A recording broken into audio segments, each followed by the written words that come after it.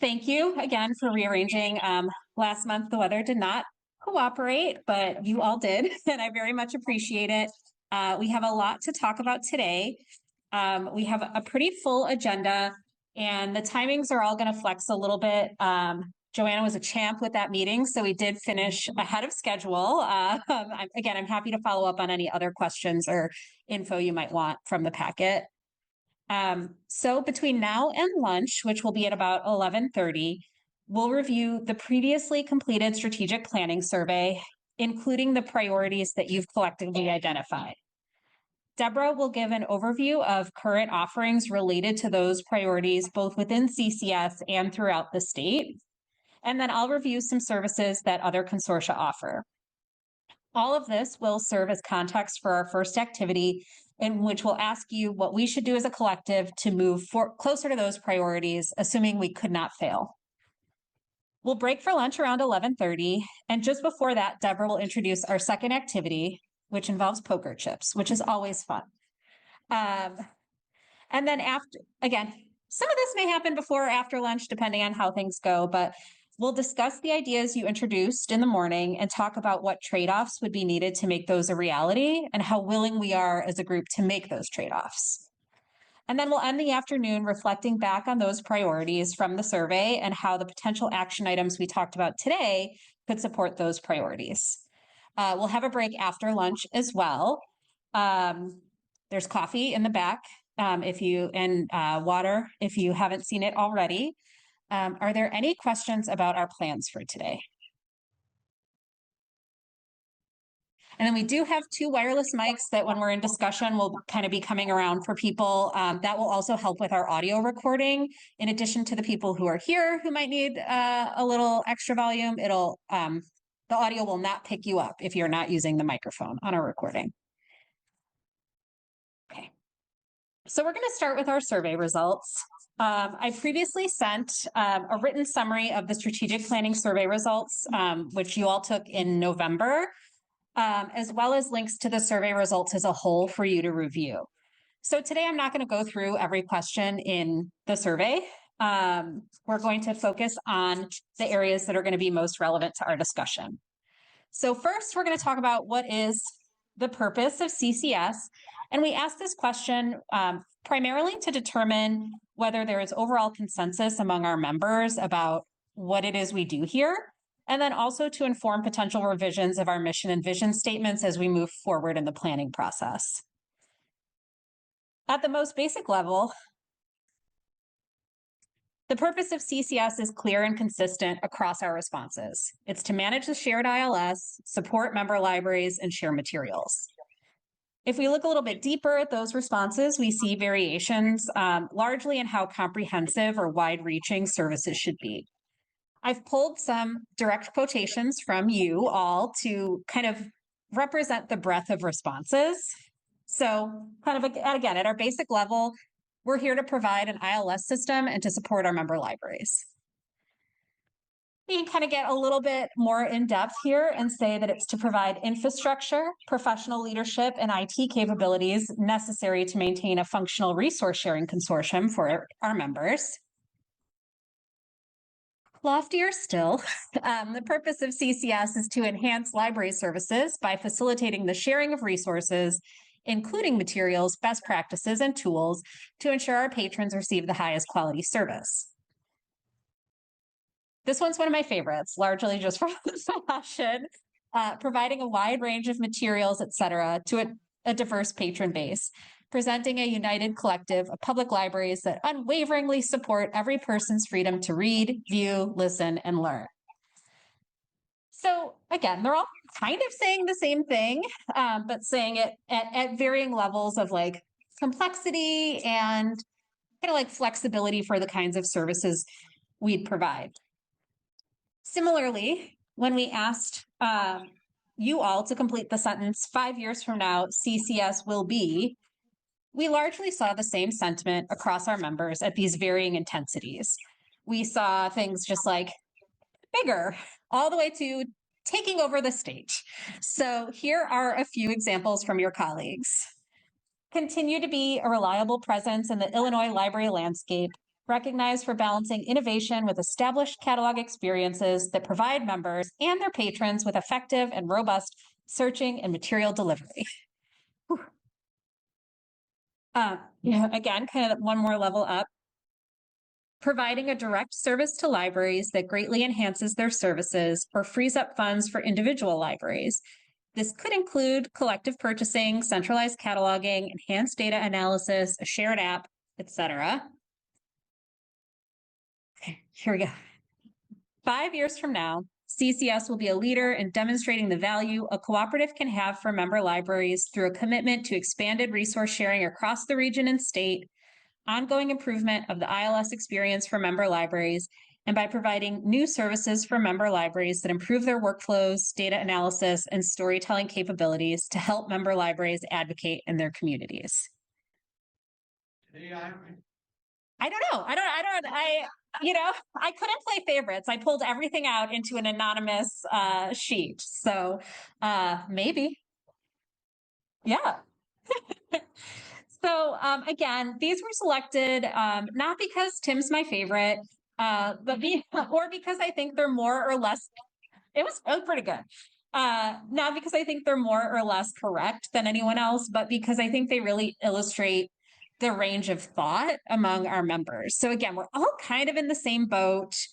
And some people are like maybe willing to like push the boat a little bit further out to sea than others.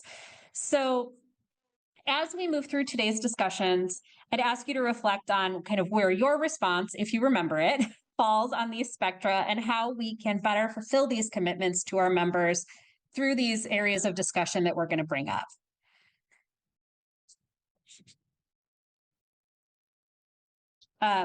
The next set of responses I'd like to focus on is regarding potential future priorities for CCS.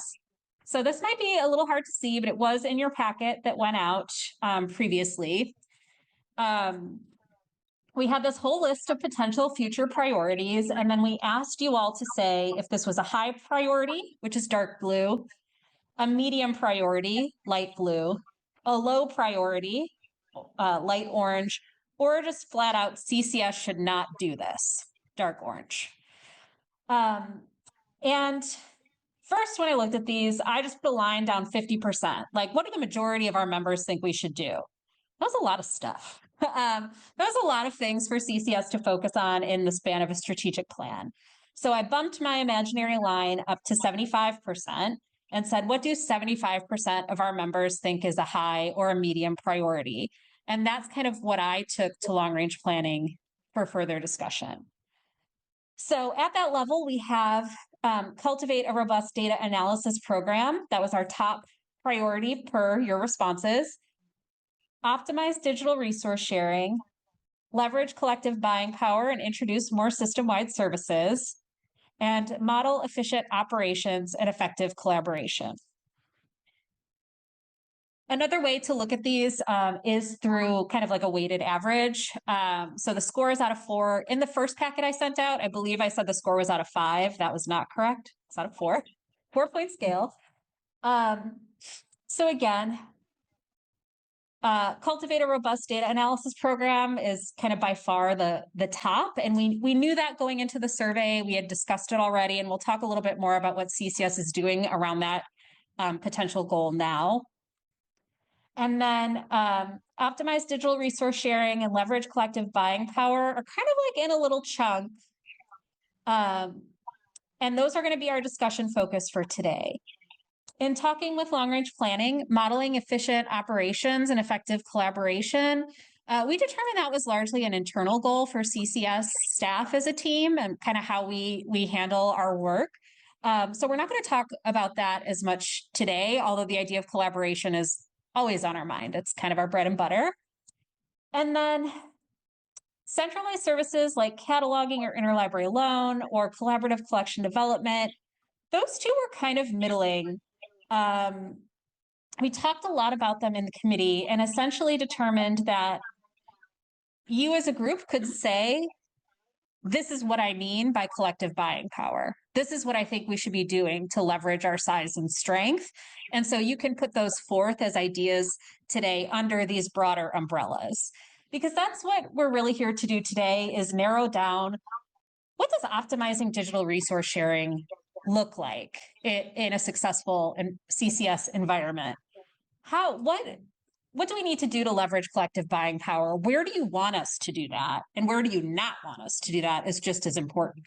So those are going to be the focus of our discussion today. Just to kind of catch us up a little bit on where we've been regarding data analysis, because again, it's like our top priority, but we're not really going to talk about it today. So I want to assure everyone that we're working on it and kind of where we're at. And I'm very open to feedback, through any method on this work that we're doing. So in January of 2024, we focused a governing board meeting on your data needs as administrators and identified several strategic data goals. We have a 4-page list of questions that you would like to be answered by data. And essentially, the team has boiled those down into a few bullet points. Top goal, integrate data from multiple sources. And that in turn would theoretically let us assess impact of service changes, identify trends in library usage, help us right-size collections, ensure engagement across our service areas, across demographic areas, and compare relevant data across membership. So we identified these goals last year. And then since then, Bob's been doing some good work in building some standalone reports to answer some of these questions that we kind of have access to now. In the meantime, we've been researching in-market tools to help us support these goals, because we can't do it with what we have now. We don't have anything to do this. And then I'm working on service design. So what does this look like besides signing a contract for a tool? Because that in itself does not actually answer your questions. So we are actively working on this now, and again, intend to deliver some recommendations to governing board in May, largely around budgetary needs. We may or may not be ready to recommend a specific contract in May. That may be July, August, I guess. But we are working towards that. And then the plan would be to implement our proposed solution starting next fiscal year. Are there questions about that work so far? And if you're sitting here and you're like, that's not what I meant, please don't hesitate to let me know. So again, that all kind of sums up to say our focus today, which we're going to keep coming back to, is how do we optimize digital resource sharing? How would we best focus our energy with our collective buying power to make sure that you're getting the most value? We're already doing a lot of things in these areas, both within CCS and without. So I'm going to ask Deborah to come up and kind of give us an overview of that. I apologize in advance for the cup of water I spilled on my front. Those little cartons are adorable, but apparently too challenging for me this morning. So as Rebecca said, I'm going to talk about kind of the current status of CCS services, as well as some statewide offerings available to us, before Rebecca jumps in and talks a little bit about like potential options and what other consortia are doing.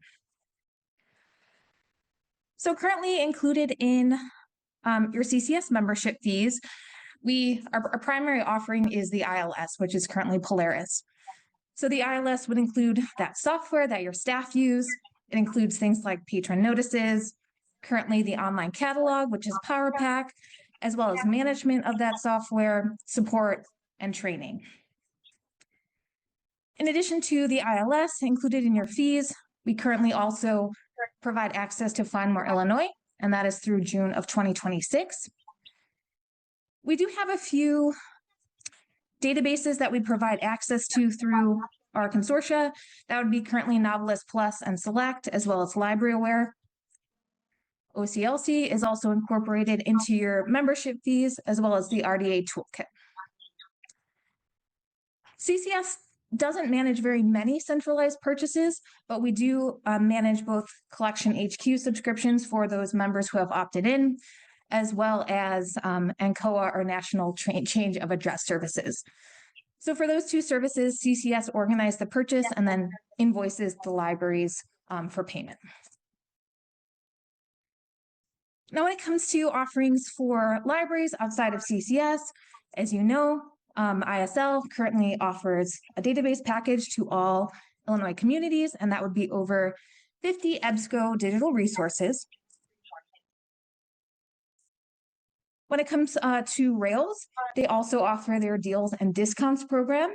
So as we're talking today about potentially some centralized management of online tools, we do want to make sure we're thinking about what's already offered and what's already out there. So Rails, their deals and discount program, through that, they offer discounted pricing to kind of a variety of different products and tools. Rails centrally manages those group purchases, so they negotiate pricing, manage billing. And we met with Rails a couple weeks ago. And they definitely emphasize that if there's something you or we are interested in, that we should reach out to them because they are happy to kind of take on that vendor communication, discussions, and negotiation. One thing that they really emphasized when we met with them is that with a full consortia buy-in like CCS, it gives them very, very strong leverage and buying power.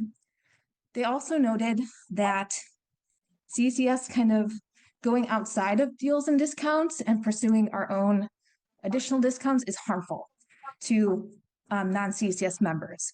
So that is something we also want to think about as we're discussing that potential today.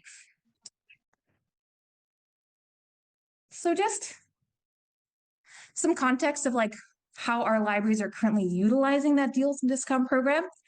We have 31 member libraries participating in at least one deals and discount program through Rails. Currently, the top vendors that our libraries purchase are from CreativeBug, Swank Movie Licensing, Communico, EBSCO, Storytime Pods, Brainfuse, and OCLC, with like a smattering of others as well. Rails also offers some centralized cataloging services, and that includes their world language cataloging option. So this program is currently grant funded by the state library. It's available to Rails and IHLS members. And through this program, Rails provides original or copy cataloging for any world language that's part of the library's normal collection. There is, again, this is free. There is a monthly limit of 25 items a month, but we do have a few CCS libraries that currently take advantage of this service.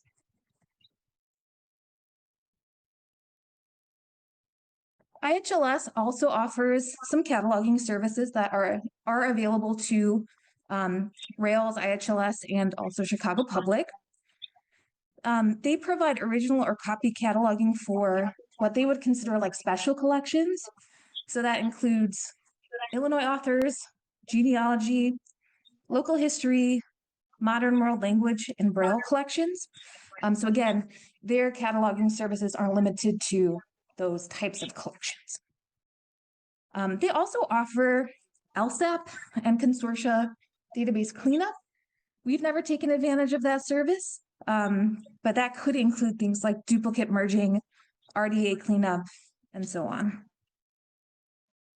Now, outside of that original or copy cataloging and cleanup, the CMC also offers really good training. They have kind of regular training sessions that are free for Illinois library staff.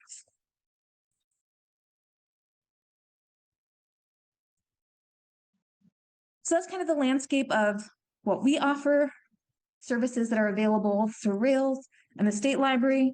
And now Rebecca's going to talk about other consortia.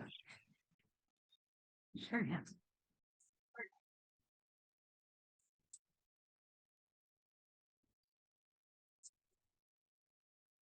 Before I continue, are there any questions for Deborah about any of those services? Okay, so we wanted to present those to, again, just kind of make sure we are all on the same page about what currently exists. Whether or not it's meeting your needs is something else. So just because Deborah's like, oh, this is a thing that exists in the world, that doesn't mean you can't say, and I want something else related to that or similar to that. So kind of on the flip side of that, I have put together some lists of things that are offered by other consortia, largely public library consortia, some multi-type, both inside and outside of Illinois. And when I looked on, Al Gore's internet, I found a range of services offered and thought about a lot of different ways to present them. I thought about like, do we care about how many consortia offer them, or like, if they have similar models to like, the state library and the regional library system and the consortium, potential budget impacts. I thought about all these different things, and then I put them in two alphabetical lists. So to me, truly, it doesn't matter if 7 out of 10 consortia do something if it's not appropriate for us, for CCS. So I rolled out that presentation, and then I thought that the point of today's discussion is to determine how potential actions might fit in our existing ecosystem and what our tolerance for budget fluctuations is. So I didn't rule things out prematurely. That's what you're all here to do today. Again, just like pulling the quotes from all of you on the purpose of CCS, I'm not endorsing any of these services and saying that we should do this. I'm only saying they exist and presenting them to you so they're kind of floating around as we move forward with our discussions. So I started with subscriptions and software here. We've talked about some of these before, like an authentication tool, like a consortium-wide app. Some of our libraries used to use EBSCO Discovery Service. I don't know if anyone still is using EDS. We also have up on this list like a CCS e-content collection, enhanced notices and marketing, like a patron point tool. I found multiple consortia that don't offer a lot of databases, but do offer a language learning database. So that was interesting. And then self-check software, which we currently do offer Polaris Express Check as part of our Polaris subscription, but I found some consortia that offered additional self-check software buys as well. Oh, I'm somehow missing a slide. One moment, please.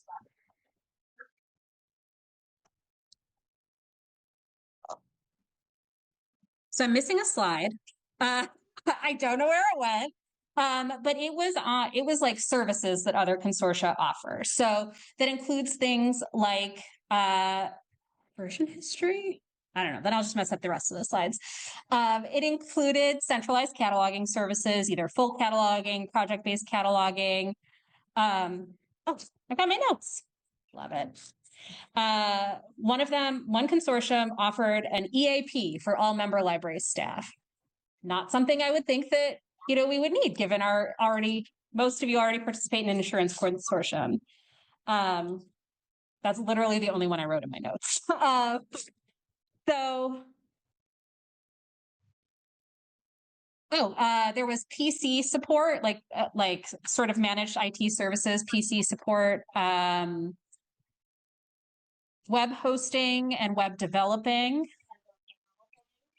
I wrote a script because my brain has been fried this week, so this is not my favorite.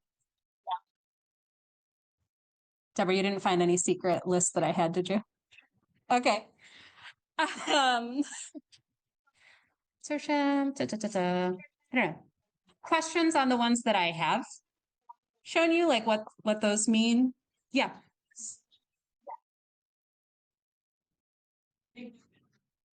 Yeah. So like Polaris Express Check, for example, will run on any computer. You can just set up any workstation and make it a self-check in kiosk mode. And I believe Envisionware, I think, is the one that I saw, had a similar tool that you don't have to have like a big biblioteca tower spaceship thing. You can just use a computer. Yeah. I will find those services at lunch and I will show them to you. Yeah, there's a lot. There's a lot of stuff. Thanks, Kate. Such a supportive board. Yeah. Oh, hang on. Let's give you a mic. Okay, so this was bid services. Then provide shared collections, like, okay, Consulting, so strategic planning, research and data consulting. EAP for member-led staff, which you mentioned, PC support and maintenance, professional development beyond ILS-related training, and then web development and hosting. Thank you, Deborah. Deborah's great, you guys. Any questions on those services or anything we've covered in our introduction? Thank you again for rearranging. Last month, the weather did not cooperate, but you all did, and I very much appreciate it. We have a lot to talk about today. We have a pretty full agenda, and the timings are all going to flex a little bit. Joanna was a champ with that meeting, so we did finish ahead of schedule. I'm happy to follow up on any other questions or info you might want from the packet. So between now and lunch, which will be at about 11:30, we'll review the previously completed strategic planning survey, including the priorities that you've collectively identified. Deborah will